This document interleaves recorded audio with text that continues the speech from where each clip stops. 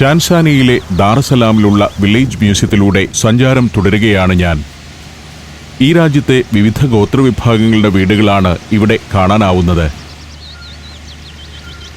രാജ്യത്തിന്റെ പല മേഖലയിലുള്ള ആളുകളുടെ പാർപ്പിടങ്ങൾ ഇവിടെ ഒരു ക്യാമ്പസിൽ കാണാം എന്നതാണ് ഈ വില്ലേജ് മ്യൂസിയത്തിന്റെ പ്രത്യേകത.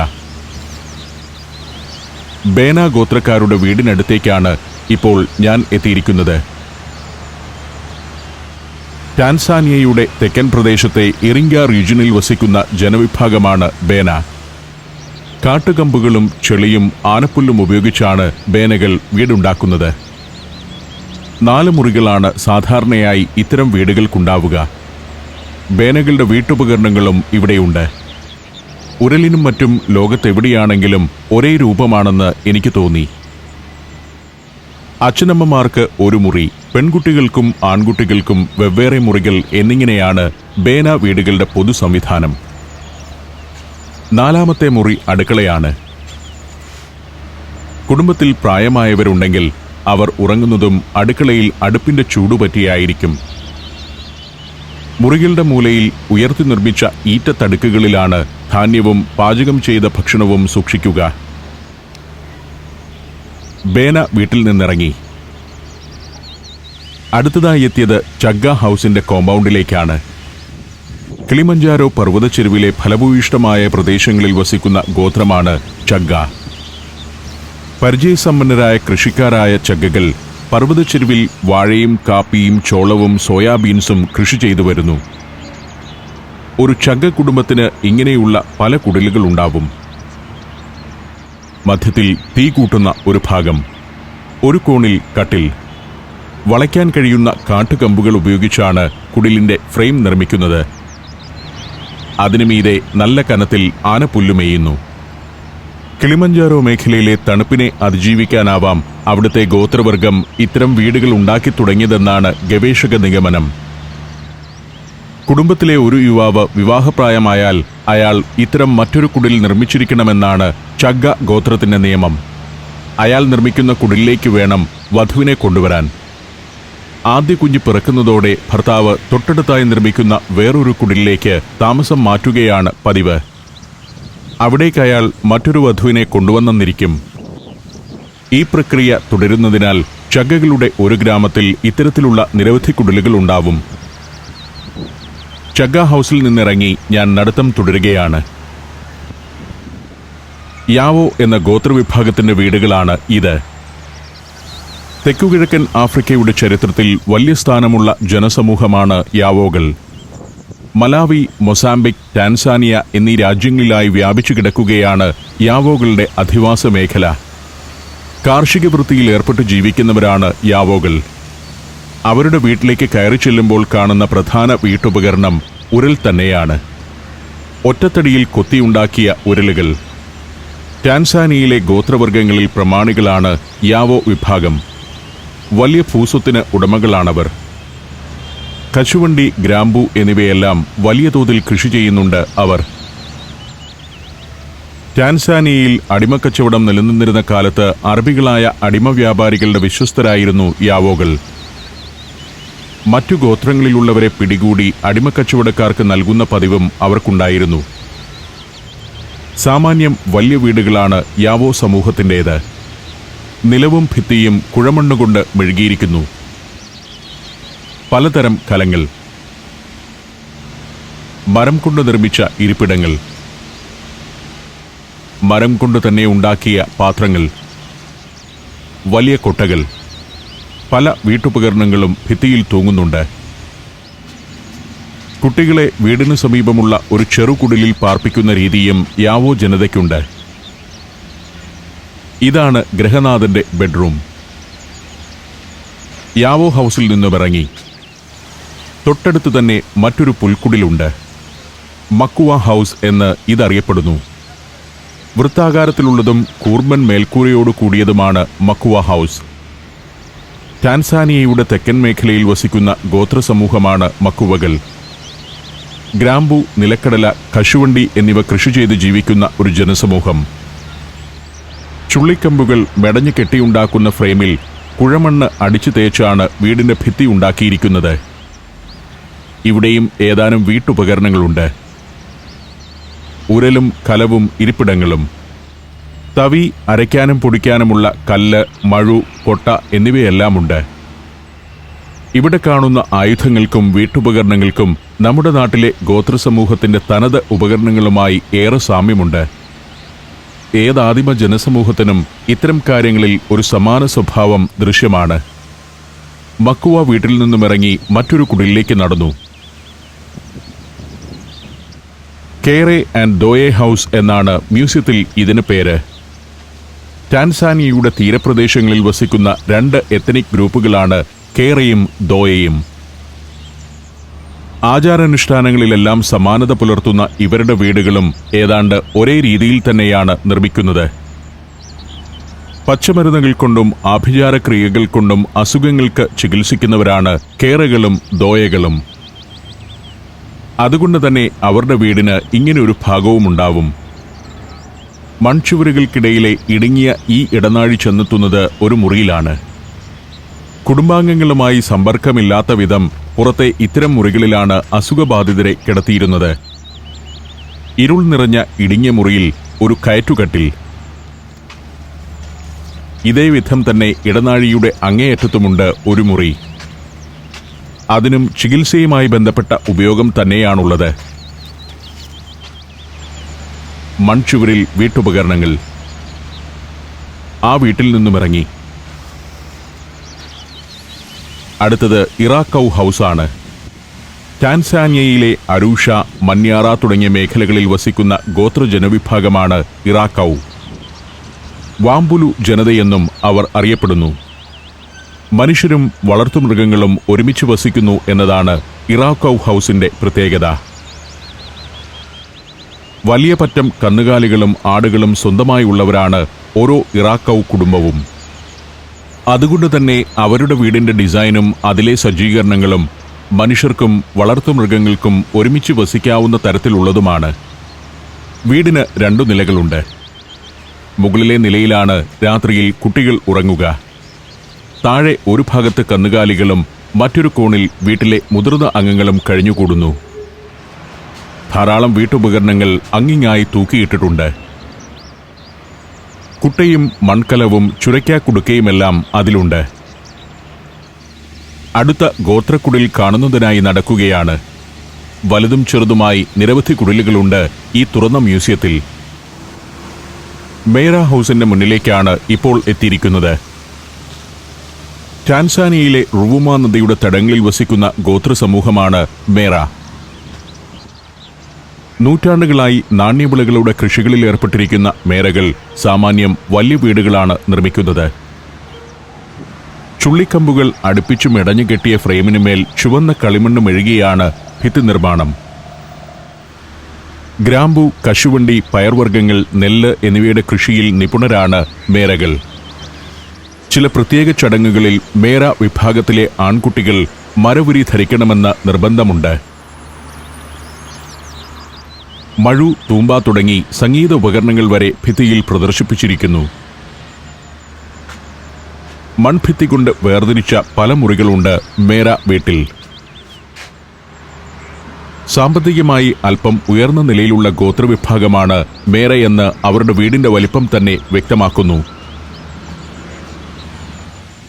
അടുത്തതായി സറാമോ എന്ന ഗോത്രത്തിന്റെ വീടാണ്. ദാറസലാമിന്റെ പരിസരത്തെ തീരപ്രദേശങ്ങളിൽ വസിക്കുന്നവരാണ് സറാമോകൾ. മുസ്ലിം മതവിശ്വാസികളാണ് അവർ. നല്ല കൃഷിക്കാർ. നെല്ല്, ജോവാർ അഥവാ മണിച്ചോളം, ഗ്രാമ്പു, കശുമാവ്, ഓറഞ്ച് തുടങ്ങിയവയാണ് സറാമോകളുടെ പ്രധാന കൃഷി. പുല്ലുമേഞ്ഞ വലിയൊരു കെട്ടിടമാണ് പ്രധാന വീട്. തൊട്ടടുത്തു തന്നെ 2 നിലകളുള്ള ചെറിയൊരു വീടുമുണ്ടാവും. കാർഷിക ഉൽപ്പന്നങ്ങളും പണിയായുധങ്ങളും സൂക്ഷിക്കാനുള്ളതാണ് അത്. ന്യാസ ഹൗസാണ് അടുത്തത്. തെക്കുപടിഞ്ഞാറൻ ടാൻസാനിയയിലും മൊസാംബിക്കിന്റെ ചില ഭാഗങ്ങളിലുമുള്ള ഗോത്രജനതയാണ് ന്യാസകൾ. ടാൻസാനിയയിൽ ന്യാസ തടാകത്തിന്റെ തീരത്താണ് അവർ കൂടുതലുള്ളത്. ഒരു ന്യാസ വീടിന്റെ പ്രധാന ഭാഗം ഇതാണ് കുടുംബനാഥന്റെ വാസയിടം. മുറികൾ വേർതിരിച്ചിട്ടില്ലാത്ത വൃത്താകൃതിയിലുള്ള ഒരു കുടിൽ. വേലിക്കെട്ടിനകത്തെ പല വീടുകളുടെ ഒരു സമുച്ചയമാണ് ഓരോ ന്യാസ ഭവനവും. ന്യാസ ഗോത്രത്തിൽ ബഹുഭാര്യാത്വം പതിവാണ്. ഓരോ കുടിലിലും കുടുംബനാഥന്റെ ഓരോ ഭാര്യയും അവരുടെ കുട്ടികളുമായിരിക്കും വസിക്കുന്നത്. ഇവിടെ തുറന്ന ഒരു മണ്ഡപമുണ്ട്. കുടുംബനാഥന്റെയും അതിഥികളുടെയും വിശ്രമസ്ഥലമാണിത്. അതിഥികളെ സ്വീകരിക്കാനുള്ള ഇടവും മുതിർന്നവരുടെ റിക്രിയേഷൻ ഏരിയയും ഈ കുടിൽ തന്നെയാണ്. ഉരുളൻ തടിക്കഷ്ണങ്ങളാണ് ഇരിപ്പിടങ്ങൾ. ചില നേരത്ത് ഇവിടെ ഗോത്രത്തിന്റെ തനത് സംഗീത പരിപാടികളും ഉണ്ടാവും. ന്യാസ വീട്ടിൽ നിന്നും നടത്തം തുടർന്നു. അടുത്തതായി ഇങ്ങനെയൊരു വീടാണ് കാണുന്നത്. പിംബുവെ എന്ന ഗോത്രസമൂഹം വസിക്കുന്ന വീടുകളുടെ ഒരു മാതൃകയാണിത്.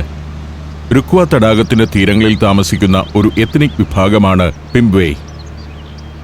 വീടിന്റെ ഭിത്തിയിൽ ഒരു ഒറ്റാൽ തൂക്കിയിട്ടിരിക്കുന്നു. മത്സ്യബന്ധനമാണ് അവരുടെ പ്രധാന ഉപജീവന മാർഗം. അടുത്തതായി ഫിപ്പ ഹൗസാണ്. ആനപ്പുല്ല് മേഞ്ഞ വൃത്താകാരത്തിലുള്ള ഇത്തരം കുടിലുകളിലാണ് ഫിപ്പകൾ വസിക്കുന്നത്. കുടിലിന് മുന്നിൽ ഇങ്ങനെയൊരു മൺചൂളയുമുണ്ട്. മധ്യപ്രദേശ്, ആൻഡമാൻ, ലക്നൗ, ബറോഡ, നാഷിക്, ഡൽഹി, ആഗ്ര, ഗോളിയോർ. സഞ്ചാരം പെൻഡ്രൈവ് വോള്യം നമ്പർ 22. ഫുൾ HD-യിലുള്ള ഈ അപൂർവ ദൃശ്യയാത്രാ വിവരണ ശേഖരം സ്വന്തമാക്കാൻ സഞ്ചാരം എന്ന് SMS ചെയ്യൂ. ഫോൺ 9995444222. അടുത്തത് വലിയൊരു കെട്ടിടമാണ്. ഹേഹെ ഹൗസാണിത്. ടാൻസാനിയയുടെ ഇറിങ്ക റീജിയനിൽ 1300 വർഷങ്ങളായി വസിച്ചു വരുന്നവരാണ് ഹേഹെകൾ. ജർമ്മൻകാർ ടാൻസാനിയയിൽ ആധിപത്യമുറപ്പിക്കാനെത്തിയപ്പോൾ ഏറ്റവും അധികം വെല്ലുവിളി നേരിട്ടത് ഹേഹെ ഗോത്രത്തിൽ നിന്നാണ്. ശക്തരായ യോദ്ധാക്കളാണവർ. വലിയ വീടാണ് ഹേഹെകളുടേത്. നമ്മുടെ നാട്ടിലെ 4 കെട്ടിന്റെ ആകൃതിയാണിതിന്. ഒരു നടുമുറ്റത്തിനു ചുറ്റുമായാണ് വീടിന്റെ ഭാഗങ്ങൾ. ആൺകുട്ടികളുടെ കിടപ്പറ, പെൺകുട്ടികളുടെ കിടപ്പറ, സിറ്റിംഗ് റൂം, അതിഥികൾക്കുള്ള മുറികൾ എന്നിവയെല്ലാം ഇതിലുണ്ട്. ഹേഹെ വീട്ടിൽ നിന്നും പുറത്തേക്കിറങ്ങി. ഇത് ന്യാക്യൂസ ഹൗസാണ്. തെക്കൻ ടാൻസാനിയയിലെ ന്യാക്യൂസ ഗോത്രവിഭാഗക്കാരുടെ വീട്. മുളമിടഞ്ഞുണ്ടാക്കിയ ഫ്രെയിമിൽ മണ്ണു തേച്ചാണ് വീടിന്റെ ഭിത്തികൾ നിർമ്മിക്കുന്നത്. സവിശേഷമായ ചില കുടുംബരീതികൾ ഉള്ളവരാണ് ന്യാക്യൂസകൾ. ഒരു പുരുഷൻ മറ്റൊരു കുടുംബത്തിലെ സഹോദരിമാരെ മുഴുവൻ ഭാര്യമാരാക്കുന്നത് സാധാരണം. ഭാര്യമാരുടെ എണ്ണം കൂടുന്നതിനനുസരിച്ച് വീട്ടിൽ മുറികളുടെ എണ്ണം വർദ്ധിപ്പിക്കുകയോ തൊട്ടടുത്തായി മറ്റൊരു കുടിൽ നിർമ്മിക്കുകയോ ചെയ്യും. പച്ചമരുന്നുകൊണ്ടുള്ള ചികിത്സയിൽ നിപുണരാണ് ന്യാക്യൂസകൾ. വൃത്താകാരത്തിലുള്ള കെട്ടിടത്തിന് പുറമെ നീളത്തിലുള്ള ഒരു മുളവീടും ന്യാക്യൂസ ഭവന സമുച്ചയത്തിന്റെ ഭാഗമാണ്. മുളകൾ നിരത്തിനാട്ടി ബലപ്പെടുത്തിയ ഭിത്തികളുള്ള വീട്. മുളഭിത്തിയുടെ മറുഭാഗത്ത് ചെമ്മണ്ണ് കുഴച്ചു തേച്ചിരിക്കുന്നു. പഴയ ന്യാസാലാൻഡിലെ സോങ്വേ നദിയുടെ കരയിൽ നിന്നുമാണ് ന്യാക്യൂസ ജനവിഭാഗം ടാൻസാനിയയിലെത്തിയത്. മുളകൾ ധാരാളമുള്ള പ്രദേശങ്ങളിലാണ് അവരുടെ വാസം. വലിയൊരു വീട് തന്നെയാണ് ഇതും. ന്യാക്യൂസ വീട്ടിൽ നിന്നും ഞാൻ പുറത്തു കടന്നു. ഇവിടെ കുറേയേറെ ഗോത്രവിഭാഗങ്ങളുടെ പരമ്പരാഗത വീടുകൾ ഞാൻ കണ്ടുകഴിഞ്ഞു. അപ്പോഴിതാ കസേരകളും ഡ്രമ്മുകളുമായി ഒരു ചെറുപ്പക്കാരൻ നടന്നു പോകുന്നു. എന്റെ ഡ്രൈവർ രജാബും 2 കസേരകളും തൂക്കിപ്പിടിച്ച് പിറകെ പോകുന്നുണ്ട്. പന്തലിച്ചു നിൽക്കുന്ന ഒരു മരത്തിന്റെ തണലിൽ കലാകാരന്മാർ സ്ഥാനം പിടിക്കുകയായി. എനിക്ക് വേണ്ടി ഇവിടെ ഇപ്പോഴൊരു കലാപരിപാടി അരങ്ങേറാൻ പോവുകയാണ്. കുറേയേറെ ചെണ്ടകളും ഗോത്രസംഗീത ഉപകരണങ്ങളുമെല്ലാമുണ്ട്. ഉപകരണ സംഗീതം മാത്രമല്ല, നൃത്തവുമുണ്ടെന്നാണ് എന്നോട് പറഞ്ഞിരിക്കുന്നത്. ഇന്നിവിടെ അതിഥിയായി ഞാൻ മാത്രമേ ഉള്ളൂ എന്നതാണ് ഇവർ നേരിടുന്ന പ്രശ്നം. കാഴ്ചക്കാരിൽ നിന്നും ടിപ്പ് ഈ കലാകാരന്മാർ പ്രതീക്ഷിക്കുന്നതാണ്. പരിപാടി എനിക്ക് വേണ്ടി മാത്രം നടത്തുമ്പോൾ വലിയൊരു സംഘം കാണികളിൽ നിന്ന് ലഭിക്കുന്നത്ര ടിപ്പ് പ്രതീക്ഷിക്കാനാവില്ലല്ലോ. എങ്കിലും അവർ പ്രകടനം തുടങ്ങി. വാദ്യങ്ങളെല്ലാം ഒട്ടൊരു പ്രാകൃതാവസ്ഥയിലുള്ളതാണ്. ആഫ്രിക്കൻ ഗോത്രപാരമ്പര്യത്തിൽ നിന്നുള്ള ചെണ്ടകൾ. ഇത്തരം ഡ്രംസാണ് ഇവരുടെ പ്രധാന സംഗീതോപകരണം. ആഫ്രിക്കൻ ഗോത്രജനതയുടെ ജീവിതത്തിൽ ഈ ചെണ്ടകളുടെ താളത്തിനുള്ള സ്ഥാനം ചെറുതല്ല. ഗോത്രങ്ങൾ ആശയവിനിമയത്തിന് മുതൽ വിജയാഹ്ലാദത്തിനു വരെ ചെണ്ടകൾ ഉപയോഗിച്ചു. ഈ കലാകാരന്മാർക്ക് ഇത് യാന്ത്രികമായൊരു പ്രകടനം മാത്രമാണെന്ന് ചിലരുടെ താളമിടൽ കാണുമ്പോൾ തോന്നിപ്പോകുന്നു.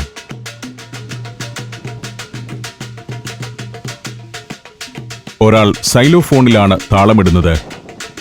ആഫ്രിക്കയിൽ ഈ സംഗീതോപകരണം മരിംബ എന്നറിയപ്പെടുന്നു.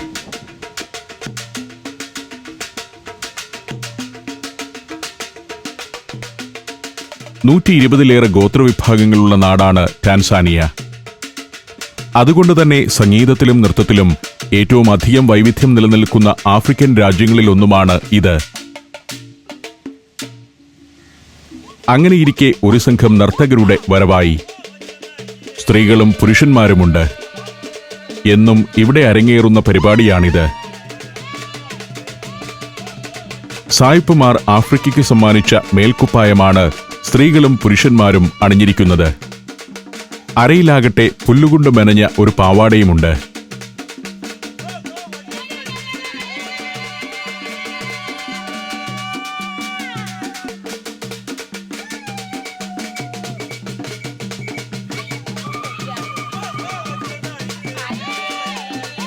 എത്രയോ നൂറ്റാണ്ടുകൾ കൈമാറി വന്ന താളവും അംഗചലനങ്ങളുമാണിത്.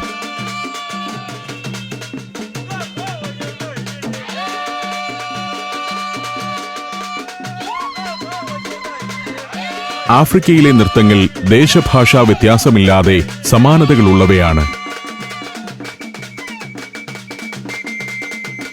ദൈവങ്ങളെ ആരാധിക്കൽ, വിജയാഹ്ലാദം, വിവാഹം പോലുള്ള ചടങ്ങുകൾ, മരണാനന്തര ചടങ്ങുകൾ, വിളവെടുപ്പ് തുടങ്ങി പല സന്ദർഭങ്ങളിലും ആഫ്രിക്കൻ ഗോത്രവർഗക്കാർ നൃത്തമാടാറുണ്ട്.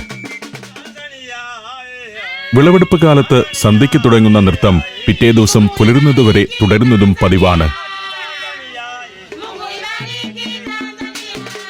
മൃഗചേഷ്ടകളും ലൈംഗിക ചേഷ്ടകളുമാണ് ഇത്തരം നൃത്തങ്ങളിൽ മുന്നിട്ട് നിൽക്കുന്നത്. ചില സന്ദർഭങ്ങളിൽ നർത്തകർ പൂർണ്ണമായും മൃഗങ്ങളെ അനുകരിക്കുന്നതും പതിവാണ്. കുരങ്ങും ഒട്ടകപ്പക്ഷിയും മയിലും സിംഹവുമെല്ലാമായി നർത്തകർ സ്വയം മാറുന്നു.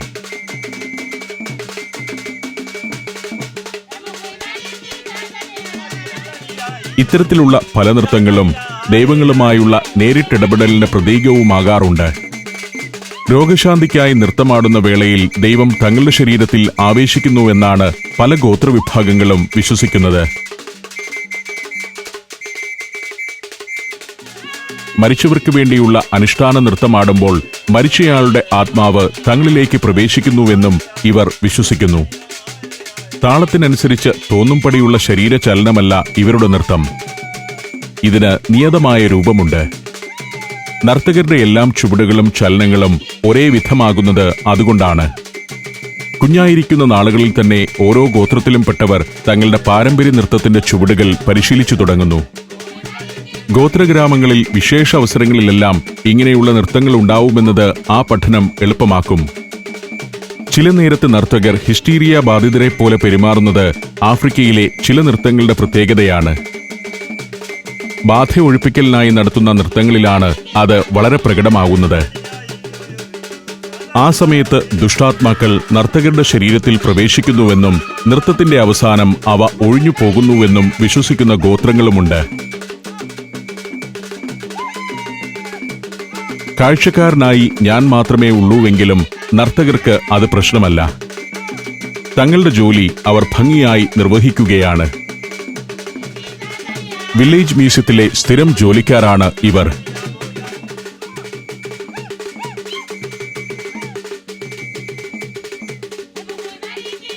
കിജിജി ച മഗുംബുഷോ എന്ന സ്വാഹിലി ഭാഷയിൽ അറിയപ്പെടുന്ന ഈ വില്ലേജ് മ്യൂസിയം 1996 പ്രവർത്തനം തുടങ്ങിയത്. 2000 ആണ്ട് മുതൽ ഇവിടെ ഇത്തരം കലാപരിപാടികളും നടന്നുവരുന്നു. എല്ലാ ദിവസവും ഈ നൃത്തപരിപാടി മ്യൂസിയത്തിൽ അരങ്ങേറാറുണ്ട്.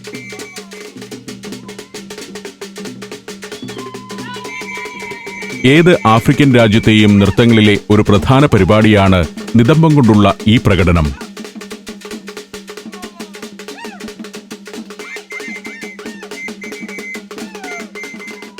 പുരുഷ നർത്തകർക്ക് വിചിത്ര രൂപമാണ്.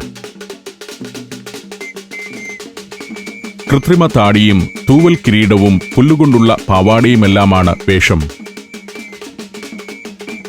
മൃഗചേഷ്ടകളാണ് ഈ നൃത്തത്തിന്റെ ഹൈലൈറ്റ്. ഒരു നൃത്തം അവസാനിക്കുകയാണ്. കൗതുകകരമായ മറ്റു കലാപരിപാടികൾക്കായി ഞാൻ കാത്തുനിന്നു.